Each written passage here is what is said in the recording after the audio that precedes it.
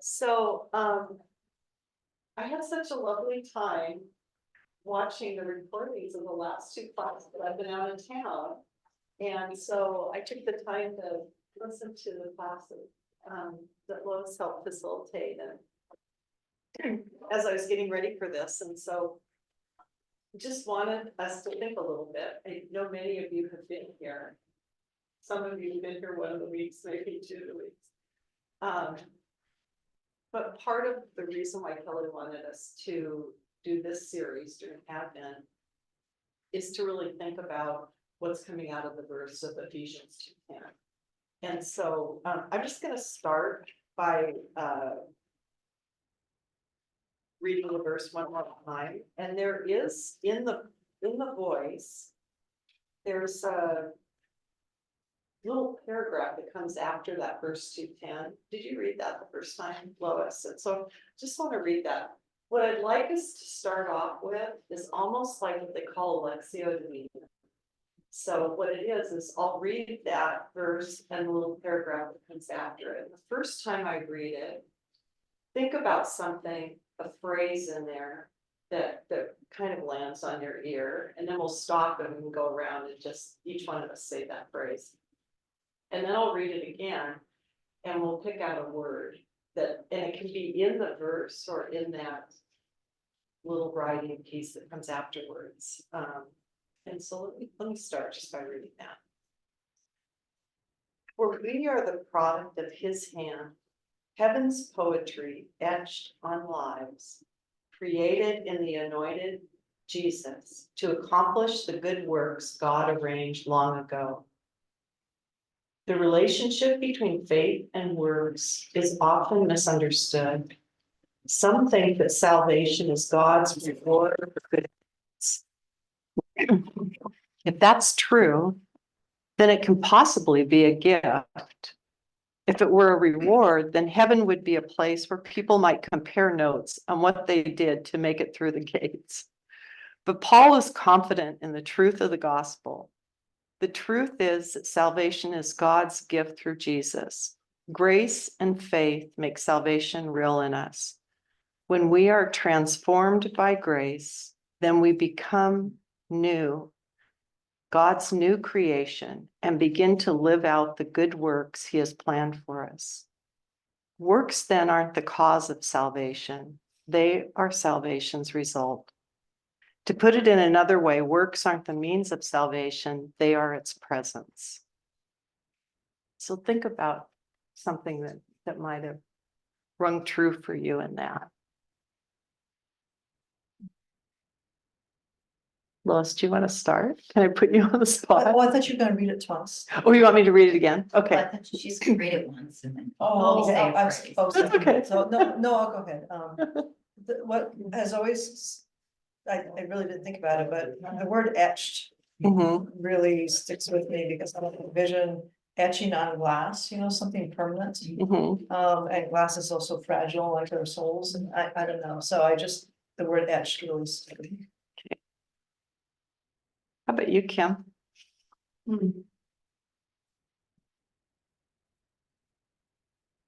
Well, if we're talking about grace, it seems to me that when you feel the grace, then you're transformed into wanting to help others. Mhm. Yeah, that really struck me too, just the Yeah. idea that the works come out of. Because you have gratitude. It's just hard to describe, I guess. Yeah. Especially at this time of the morning before the coffee kicks in. Was there a phrase in there, created in Jesus? Yeah, let's see what it says. It says, created in the anointed.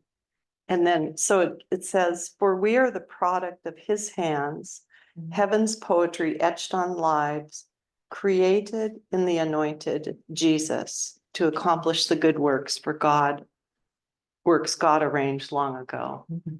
It's hard for me to grasp that concept, created in the anointed one of Jesus. Mhm. But somewhere I read that Mary Baker Eddy's idea of the Christ Mhm. was not the personality of Jesus of Nazareth, but the eternal might of godliness that is behind his ministry. Mhm. And I kind of like that. And if we are created in the eternal might of godliness Yeah, that we see in Jesus's ministry, I kind of can grasp that. Yeah. It seems. I like that, Lynn. That's yeah. lovely. I'd like, that's nice. Yeah. It's because other people may not believe in Jesus, but it doesn't mean they're not transformed by God's. Mhm. Right. If we're created by his hand. So it makes it a little exclusive when you say. But that was the other thing that struck me too. And then talking about gift or reward, Mhm. I kind of like that. Kind of like to think of it more as a gift than a reward. Yeah. Some people are really inspired though to live well Mhm. with that notion of the reward. Yeah, So there's goodness there too. yeah. It makes it challenging to have to think that you have to earn. Because it's like the concept of earning love instead of just having love be there by the grace of Yeah. God. I agree with Yeah. that. You should just have the love. Yeah.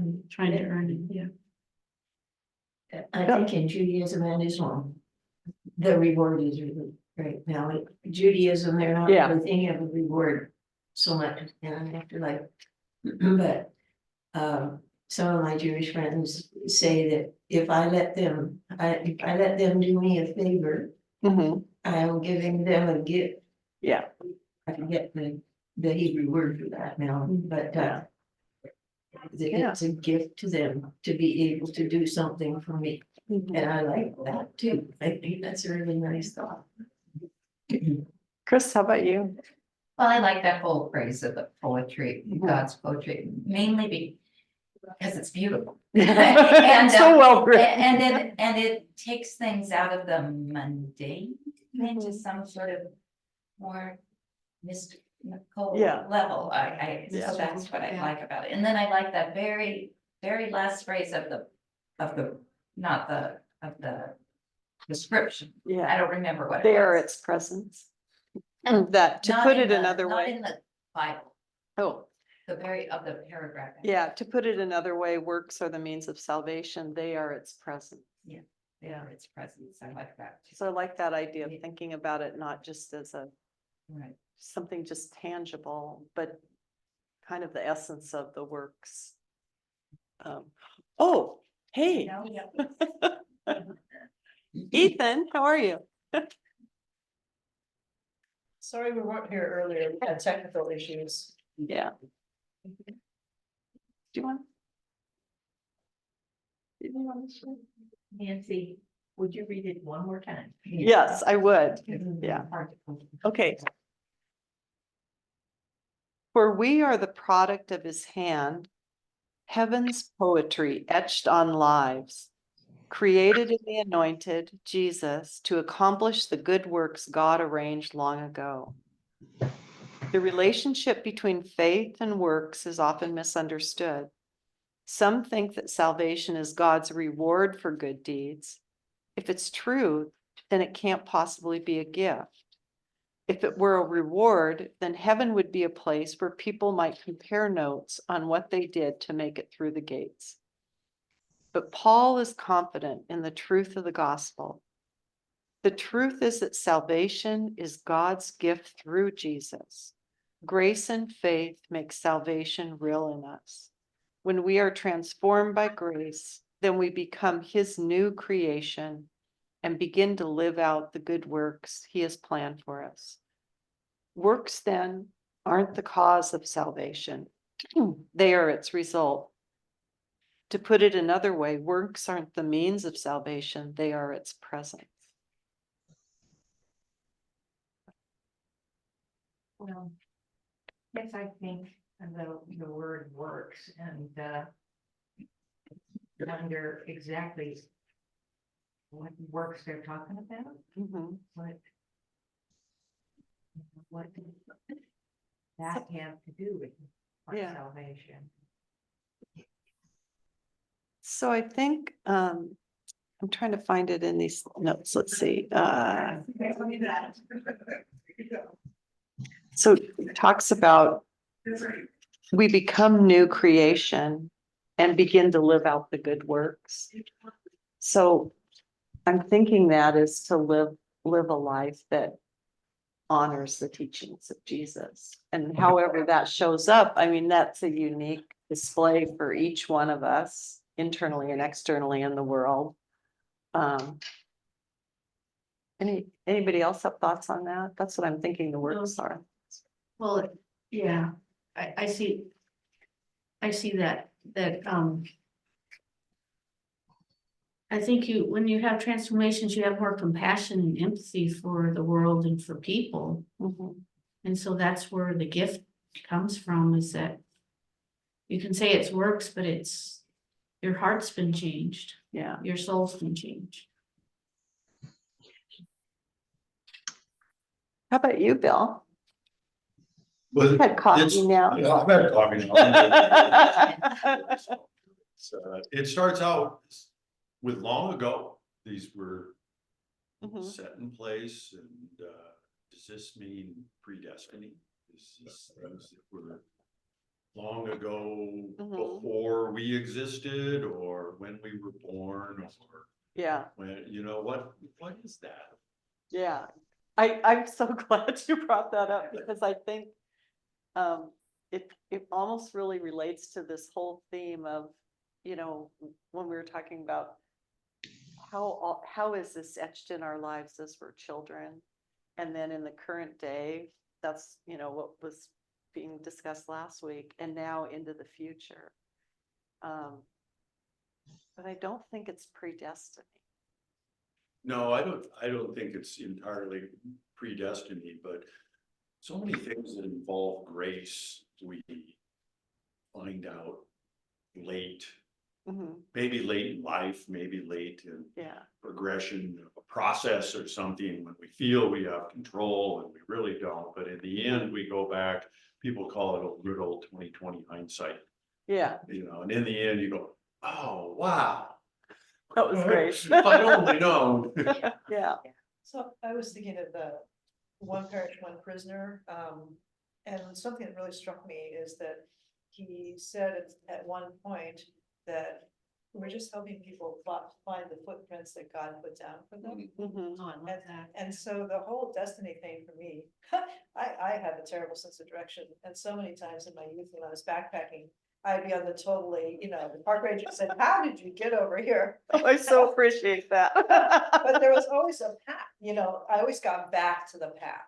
And that's what I think the difference is that the path's there, Yeah. and sometimes you will, Mhm. take a detour, but the path is always there for you. So it's not quite predestined because, like me, you can get lost and wander around in the woods for a couple days, But maybe, that's a really good connection because the part in there that isn't the predestiny is that we choose.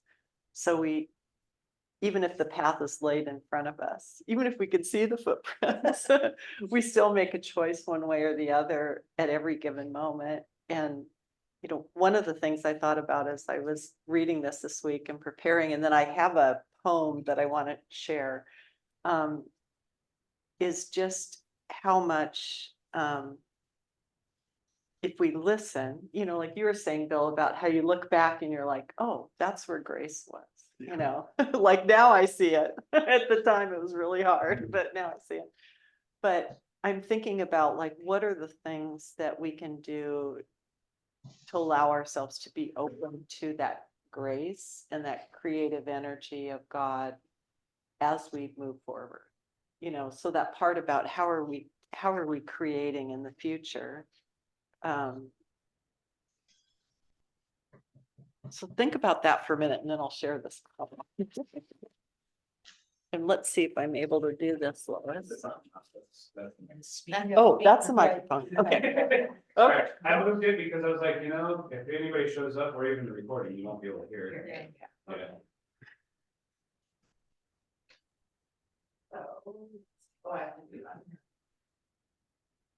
You'll need to share screen first. So. Oh, okay.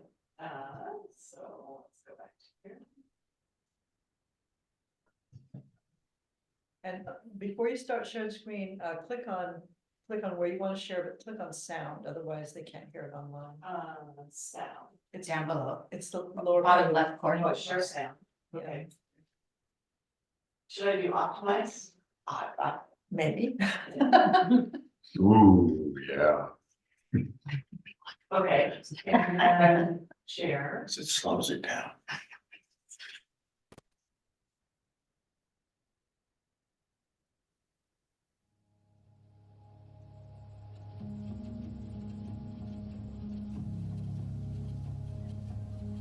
The first word you ever spoke was light, and the heat from your voice thawed us. You spoke your poetry into being, created with words like sacred alchemy, to make even a fragile thing give birth to the holy. You began with words, a genealogy of faith, lit a fire in the human voice and said testify, and said create,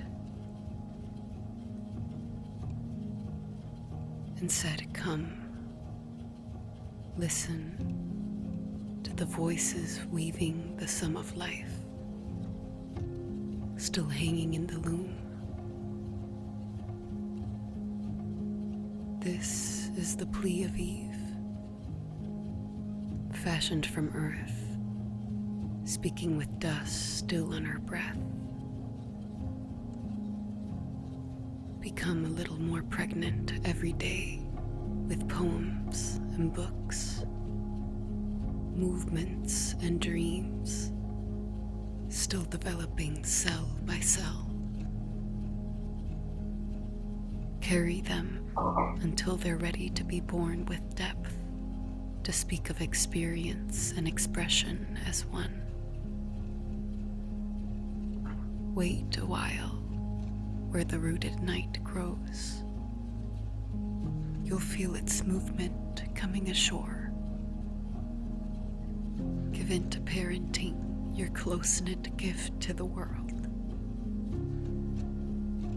This is the plea of Mary, who took time to be holy, held a fire in her belly, and pondered it in her heart.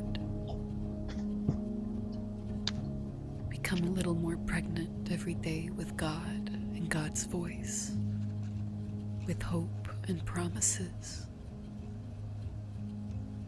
Build the church inside you. Not a building, but a soul. Faith straining to have birth in the silence of a holy night and a dawn of grace.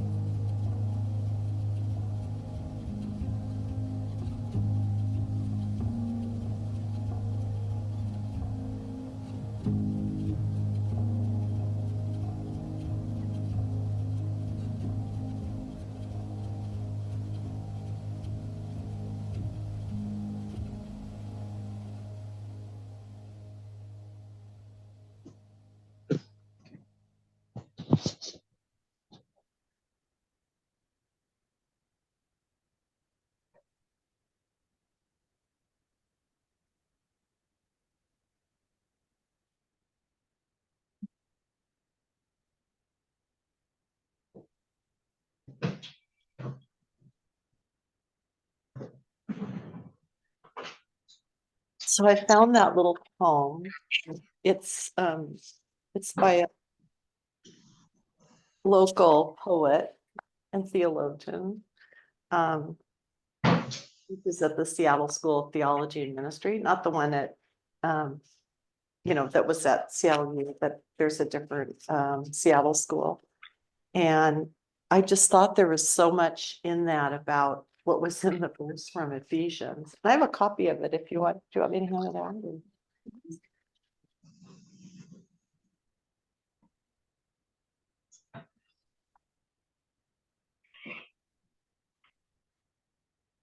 Good morning, Ethan. Good morning, John and Jan.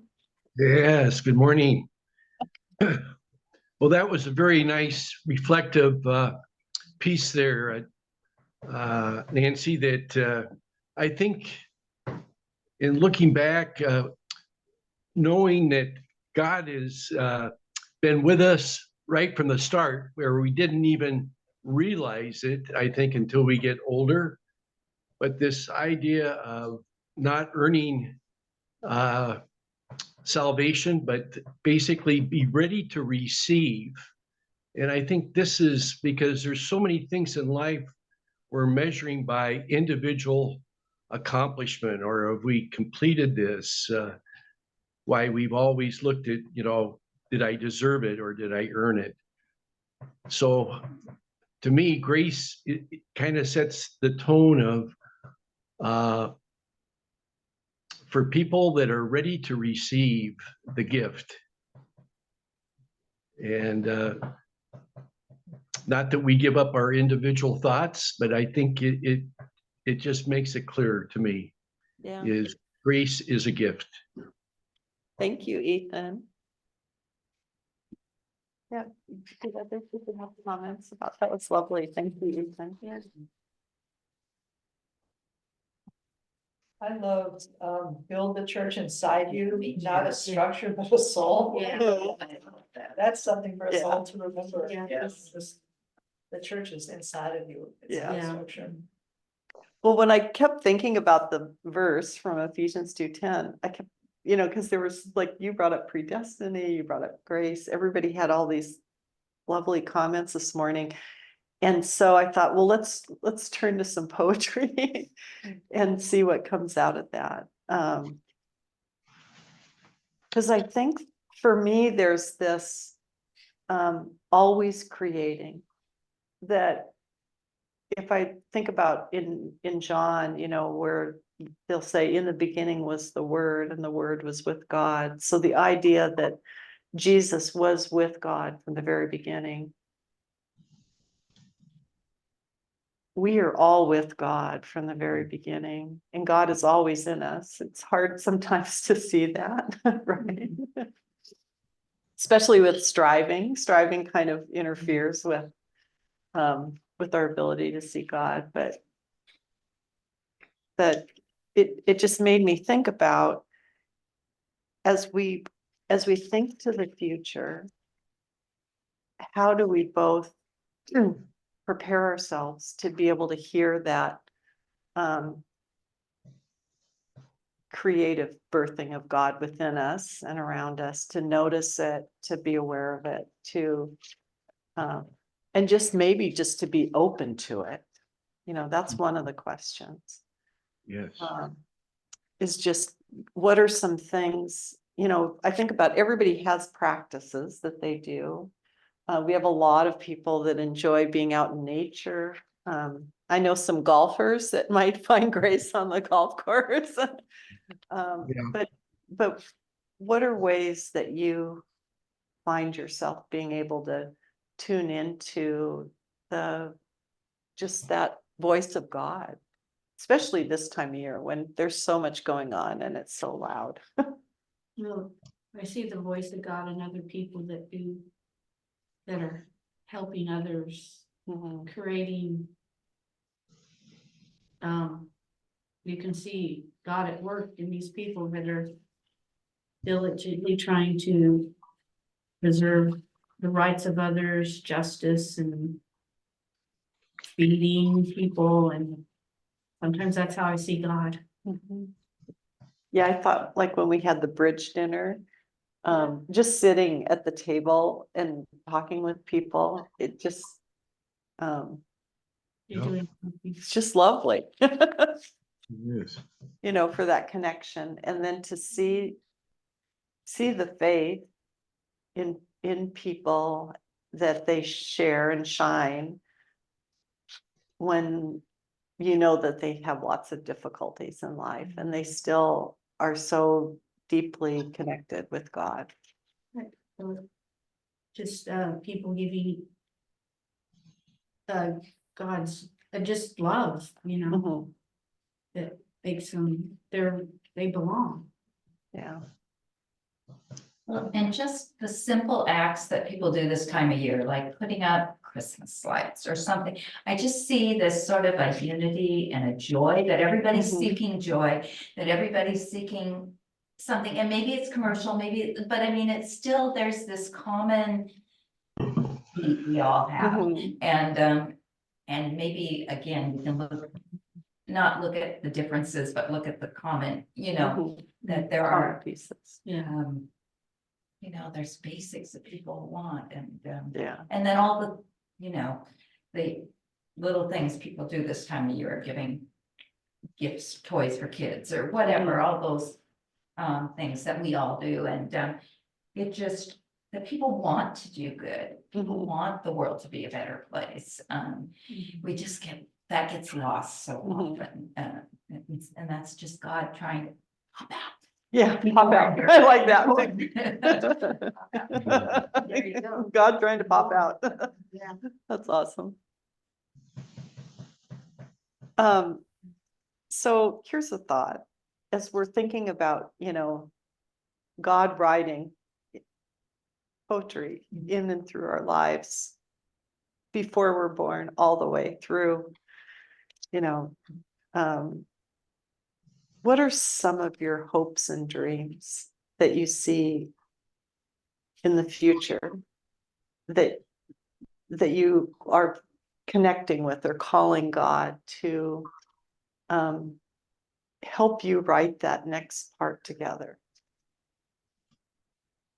And it can be personal, it can be for Newport, it can be for your family or anything.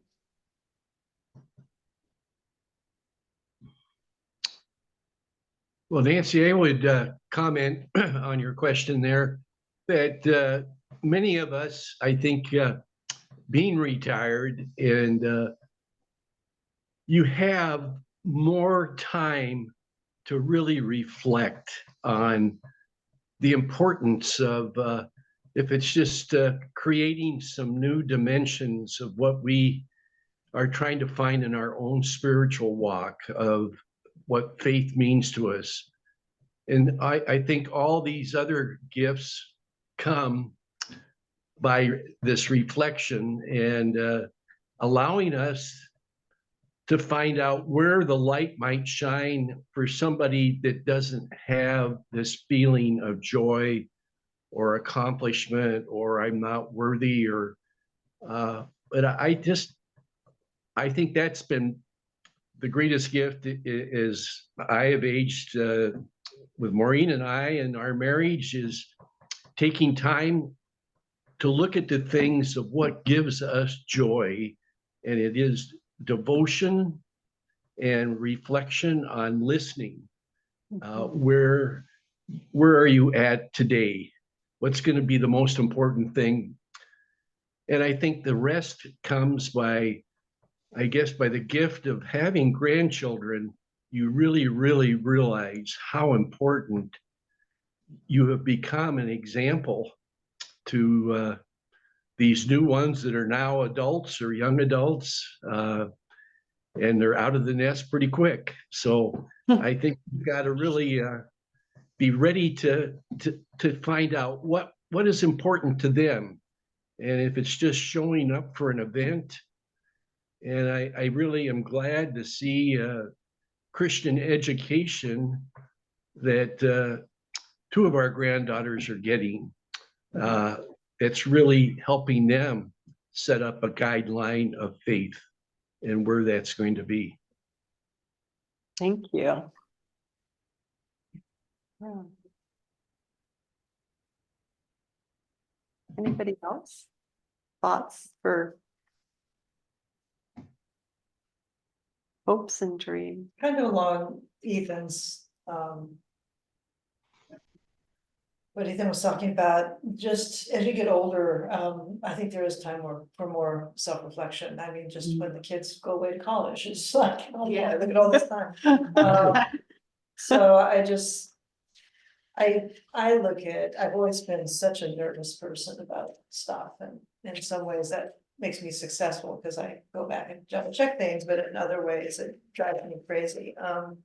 So in the future, I would like to be less fearful and nervous. That would be my goal, to work with God on. It's just I think there are things you can control and there are things you can't control. I gotta stop trying to control the stuff that I can't. So that's what I'd like to do.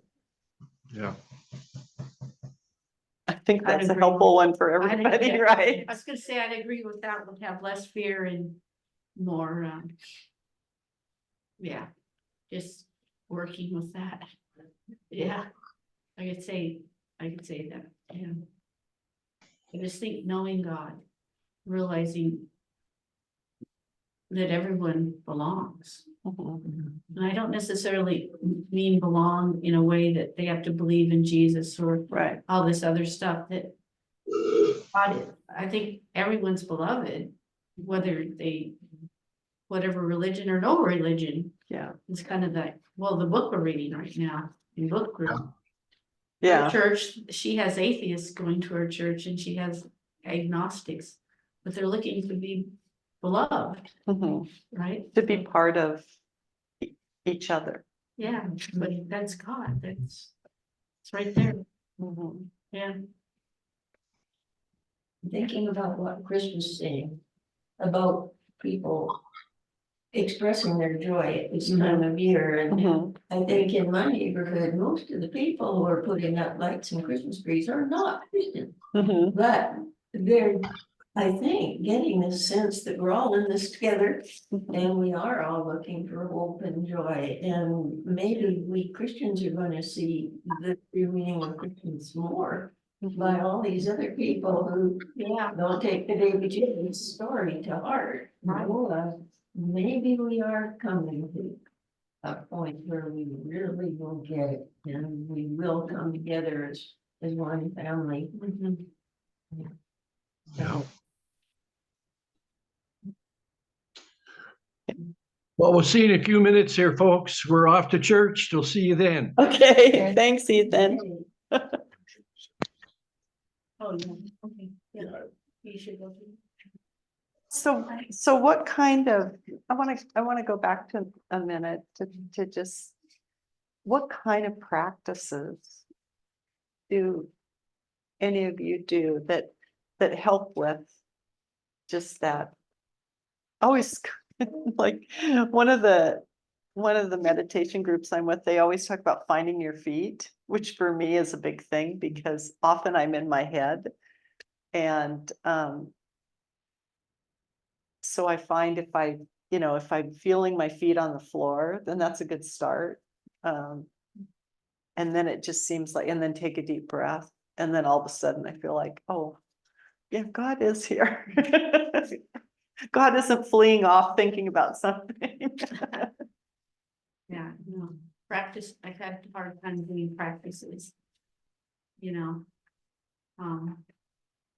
But I feel like I'm just always talking to God or something, well, Maybe that's your practice though. I don't know, that's the trouble. Yeah, I that never might know be it's your a practice. practice. Yeah. It could be, see, that's the problem, I don't really know what a practice is, but Mhm. you know, I know there's practices, but it's like, sometimes I just feel like, you know, I'll see something on the prayer chain, or I'll see something going on, Mhm. and I'm like, well, there's God right there. I Yeah. don't know.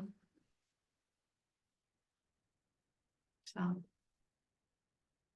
I'm not always consistent in what I do, but then when I'm doing something like if it's meditation or just some reading poetry or whatever, then I'm thinking like, oh, one I kind of say, oh, I should be doing this every day Yeah. because of how it Yeah. kind of it's not grounds me. consistent, yeah. But then all of a sudden, sometimes I'm just more open to things, Mhm. you know, like I felt like I was like on one of those little clown cars for a couple of weeks when I was Yeah. doing some traveling and Yeah. for work and everything. And then when I get to the point where I just sit down and either pray or meditate or read Mhm. something, then I notice when I step away, like an hour later, I'm singing as I'm walking. Yeah. So it's like something's been lifted, even if I don't Realize realize that. I think reading books oftentimes, all the deep thoughtful books I'm always reading. Sometimes I'll go back to them and just read parts of something. And I'm like, yeah, this comforts me, or, Yeah, cause I keep them all so that I can go back. go back to them. And read stuff, because it's always like, oh, yeah, I remember that. I'm learning more. Yeah, It's like experiencing it all over again. I'm more of yeah. and I know, Lynn, you're reading and taking notes on quotes all the time. I was just looking at this poem and the little verse that stands out there. Listen to the voices weaving, the sun of life still hanging in the loom. And that's what I'm thinking, this Christmas thing that is bringing us all together. Yeah, In one church, is the sum of life being woven in that Yeah. loom. I think that I can see that happening, and it delights me. I have a couple of lovely neighbors who are atheists, really neat people, and they came over to my house last night with a gift. And they're leaving for Mexico. They usually go away at Christmas time, and they're going to Mexico today. And they came over, and it's just so lovely to think and here, and they've got a Christmas tree up with purple lights on it, and I can see it from my house. And I just think we're being brought together, Mhm. and there is something behind this that is greater than our church. Mhm. Our church is really important to me, and it helps me a lot, but these people, they're really, really good people. And one of them is mentoring a fellow who is an immigrant who has just an elementary school education. The fellow he's mentoring, and he's gotten him to the point where he can live on his own. And he's helped him make a budget so he can handle, he's actually working for this person. And it's so, I see him doing the work of the church. Yeah. But he doesn't have to believe in God to do that. But I think he believes in the goodness of people and helping each other and celebrating joy. There's a couple of really joyful people. Well, Yeah. though they don't even know it, Yeah. the soul's there. Yeah. Yeah, oh, they're such good. Yeah, souls. because you just see it. Yeah, well, they may not know that it's God, but how do we know what God is really? That's just the name we put on the things, but it looks like those people have God inside, have their own God inside of them, so Yeah. that's how I look at it. Right. Yeah. There's, as far as practices go, two things. One, it's expensive. I have this Calm app and I did the trial and then it Mhm. charged me and I couldn't get my money back and I was so angry, but. Then I had, Like making you calm. then I had surgery last year and that app saved my life. I mean, it was Mhm. just like, and so I try to, it has a daily meditation and I try to do it at least once a week. I'm not that, but I just noticed the change. And the second thing, a friend said, he was railing against young Catholic priests now, they're so conservative, but anyway, he said that his former priest was a saint, and he always said to him, don't worry about praying or anything, just pretend God's in that chair and just talk to him, Yeah. And I've been using that the last week and a half, is I've been, oh, well, God, what are we gonna do about this, That's really good. And I really like that, this idea that God is not up there, but just right in the room, Yeah. sitting in the chair, and you can just talk about anything, and I really like that. Yeah. Thanks for sharing both of those. Yeah. Yes. And that was kind of what you were talking about, Kim. It's just that idea of just talking to God. Yeah, because it's, I don't know, I'm always seeing God in places, I think more often than I realize. So. Mhm. Even in little kids, I mean, sometimes I think they might be closer to God than we are. Yeah. You'll see the generosity of a before, or like a 1.5-year-old, and, you know, we took Conry to the community center, because they live in, up on Beacon Hill. Mhm. I can't remember, it's Jefferson, I think, Community Center. And this, they have all these it's like riding, things you can ride on Mhm. in the gym, you know. And he noticed this other little kid really wanted to ride on his thing, and so here he is getting off of it and handing it to him, and I'm like, oh my gosh. That's so That guy sweet. right there, he's only 1.5 years old. So, you know, I don't know, I just feel like there's something in there, right? Yeah, definitely. Yeah. Well, we're gonna close out because they're gonna take the whole equipment here into church for something. I got an email For from the, Kelly, for the but, passion. thanks so much for coming today. Thank you, I Yeah. love this. See, I keep things like this and then I can go back and read. Yeah, them. I just really enjoyed this poem, That's so kind of what I it's a do. good Advent poem, but thank you, everybody, and lots of Then- prayers and grace during